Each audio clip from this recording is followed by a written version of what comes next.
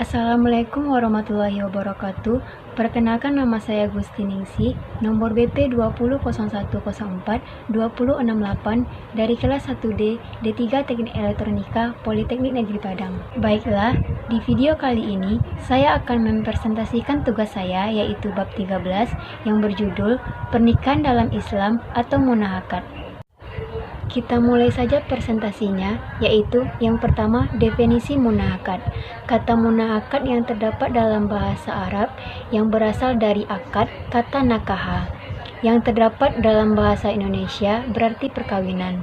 Munahakat atau perkawinan adalah ikatan lahir batin antara seorang pria dengan seorang wanita sebagai suami istri dengan tujuan membentuk rumah tangga yang bahagia dan kekal berdasarkan ketuhanan yang Maha Esa dalam mewujudkan tujuan pernikahan.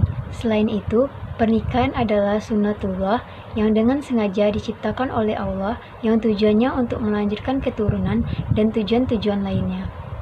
Yang kedua yaitu konsep pernikahan dalam Islam. Sesungguhnya Islam telah memberikan tuntutan kepada pemeluknya yang akan memasuki jenjang pernikahan, lengkap dengan konsep atau aturan-aturan Allah Subhanahu wa Ta'ala. Berikut adalah hal-hal yang perlu dilakukan sebelum nikah. Yang pertama, minta pertimbangan. Yang kedua, sholat istiqoroh. Yang ketiga, khitbah atau peminangan. Yang keempat, melihat wanita yang dipinang. Yang kelima, akad nikah. Yang ketiga yaitu hukum dilakukannya pernikahan. Para ulama berbeda pendapat dalam menentukan hukum nikah. Ada yang mengatakan wajib, sunnah, haram, makruh, dan mubah. Yang pertama, wajib nikah. Banyak dari ulama mengatakan bahwa seseorang yang mampu untuk menikah. Yang kedua, sunnah nikah. Nikah hukumnya sunnah bagi orang yang mempunyai syahwat. Yang ketiga, haram nikah. Orang yang belum mampu membiayai rumah tangga. Yang keempat, mahru nikah. Orang yang tidak dapat memenuhi nafkah lahir batin. Yang kelima, mubah nikah. Pada dasarnya, hukum nikah adalah mubah karena tidak ada dorongan atau larangan untuk menikah sebagaimana telah ditentukan di atas. Yang keempat yaitu syarat dan rukun pernikahan. Setiap perbuatan hukum, hukum negara, dan hukum Islam harus memenuhi dua unsur, yaitu rukun dan syarat.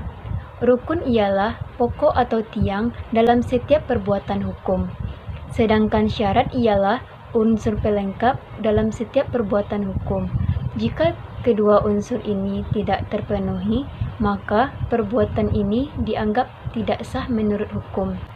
Rukun juga bisa diberikan dengan sesuatu yang mesti ada sebagai penentu sah dan tidaknya suatu pekerjaan ibadah, dan sesuatu itu termasuk dalam rangkaian pekerjaan tersebut. Secara rinci, rukun nikah adalah yang pertama, calon mempelai pria. Yang kedua, calon mempelai wanita. Yang ketiga, wali nikah. Yang keempat, dua orang saksi. Yang kelima, ijab dan qabul. Yang kelima yaitu larangan pernikahan dalam Islam. Yang pertama, nikah mut'ah. Nikah mut'ah ialah suatu pernikahan yang dalam jangka waktunya ditetapkan, baik dalam akad nikah maupun dalam perjanjian sebelum atau sesudahnya. Yang kedua, nikah muhalil. Nikah muhalil adalah nikah yang dimaksud untuk menghalalkan mantan istri yang telah ditalak 3 kali. Yang ketiga, nikah syigar.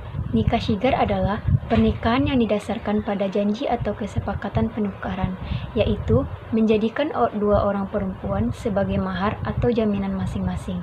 Baiklah, itulah presentasi saya pada hari ini. Apabila ada kesalahan, mohon dimaafkan. Wabillahi taufiq wal hidayah. Wassalamualaikum warahmatullahi wabarakatuh.